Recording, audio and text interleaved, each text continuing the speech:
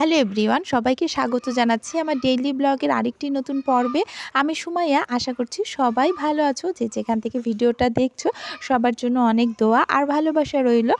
আজকে আর আমার দৈনন্দিন কাজকর্ম খাওয়া দাওয়ার কিছুই শেয়ার করলাম না। আজকের টুকটাক কাজের ভিডিওগুলো আগামীকালকের ব্লগের সাথে আমি তোমাদের সাথে শেয়ার করে দেব। আজকে আমরা বরং ঘুরে আসি অস্ট্রেলিয়ার সিডনির অপেরা হাউসে 1 মাস ধরে হয়ে চলা ভিভিড ফেস্টিভ্যাল থেকে।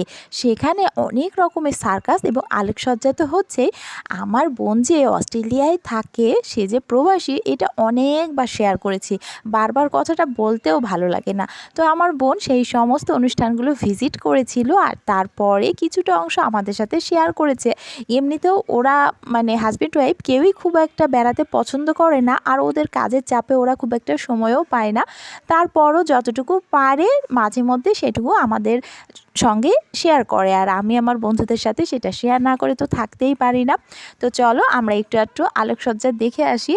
আর আসলে এটা আজকে শেয়ার করার পিছনে কারণও রয়েছে। এটা 1 মাস ধরে অনুষ্ঠিত হচ্ছে, আগামী কয়েকদিনের মধ্যে প্রোগ্রামটা শেষ হয়ে যাবে।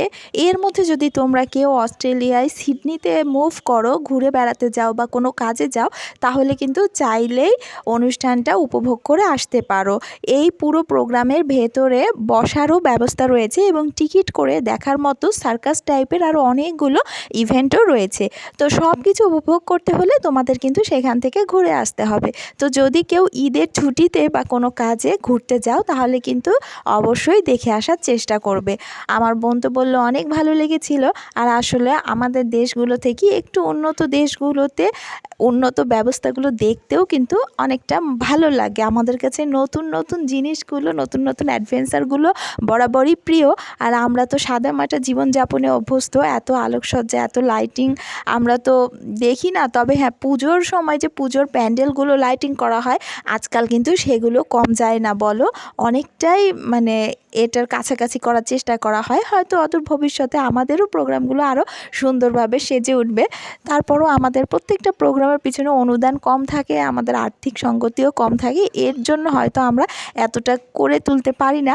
তবে ইনশাল্লাহ কোনো না কোনো একদিন বাংলাদেশ এইরকম একটা অবস্থানে পৌঁছাবে, অন্যান্য উন্নত বিশ্বের সাথে পাল্লা দিয়ে। আমাদের বিদ্যুতেরও সমস্যা, যেভাবে আমাদের লোডশেডিং হয়, তাতে বিদ্যুৎ খরচা করে এই সমস্ত আলোকসজ্জা সত্যি আমাদের মতো দেশের মানুষের জন্য বিলাসিতা। তারপরও স্বপ্ন দেখি কখনো না কখনো আমরা এই সব দেশগুলোর সাথে একই সারিতে গিয়ে দাঁড়াবো। ধনী এবং গরিবের যে বৈষম্য, এটা কিন্তু সম্পূর্ণভাবেই নির্ভর করে অর্থনীতির উপর ভিত্তি করে। বিশ্বের বড় বড় দেশগুলোর অর্থনৈতিক অবস্থা ভালো, যার কারণে সেই সব দেশের নাগরিকরা আমাদের থেকে উন্নত জীবনযাপন করে। এটা খুব স্বাভাবিক। তাদের বিনোদনের ধরনটাও আমাদের থেকে আলাদা। আমাদের বাঙালি জীবনের কথা একবার চিন্তা করো। কখনো আমরা পার্কে বেড়াতে যাই, কখনো বা বৈশাখী মেলায় কিংবা রথের মেলায়। হ্যাঁ, এই সব মেলাগুলোতেও লাইটিং থাকে, আজকাল পার্কগুলোতেও লাইটিং থাকে, অনেক নকশাদার অনেক কিছু দেখতে পাওয়া যায়। সার্কাস থাকে, ভুতুড়ে বাড়ি থাকে। আমরা কিন্তু সেগুলো অনেক এনজয় করি এবং আমাদের মনটা কিন্তু আনন্দে পূর্ণ হয়ে যায় একদম কানায় কানায়। আমরা সেই সব পার্কে গিয়ে কি করি? ফুচকা খাই, বাদাম খাই, আবার জিলেপিও খাই। বাড়ি ফেরার সময় ব্যাগ ভর্তি করে আচার নিয়ে আসি। প্রিয় মানুষটার দেওয়া একগুচ্ছ চুড়ি থাকে। আমরা কিন্তু তাতেই একদম পরিপূর্ণভাবে সন্তুষ্ট থাকি। আবার কখনো দেখবে এত সব আয়োজনেরও প্রয়োজন হয় না।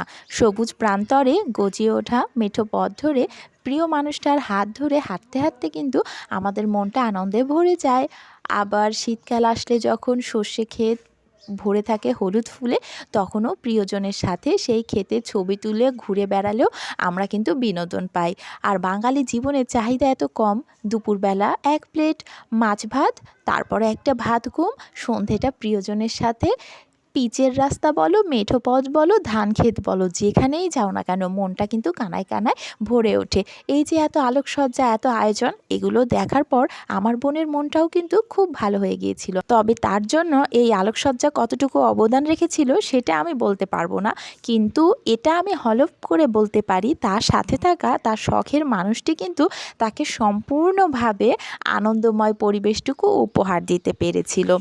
আসলে প্রিয় মানুষ সাথে থাকলে না, সব জায়গা, সব পরিবেশ, সব পরিস্থিতি ভালো লাগে। সুদূর প্রবাসেও জীবনটা হয়তো এতটা সুন্দর হয়ে উঠেছে, এতটা রঙিন হয়ে উঠেছে, কারণ সাথে প্রিয়জন রয়েছে বলে। যার জন্য আমাদের অভাবটাও সে খুব একটা উপলব্ধি করতে পারে না। তবে দিন শেষে আমরা সবাই কিন্তু একবারের জন্য হলেও পরিবারের আপনজনদের কথা ভেবে মনটা খারাপ করি, আর তাতে লাভ কিছু নেই। এই সব কিছু পরিস্থিতির সাথে মানিয়ে জীবন সংগ্রামে আমাদের টিকে থাকতে হয়, এগিয়ে যেতে হয় সামনের দিকে। আর তোমাদের সবার জন্য শুভকামনা রেখে আজকের ব্লগটা এখানেই শেষ করছি। ভালো থেকো সবাই, আজ এ পর্যন্তই, টাটা।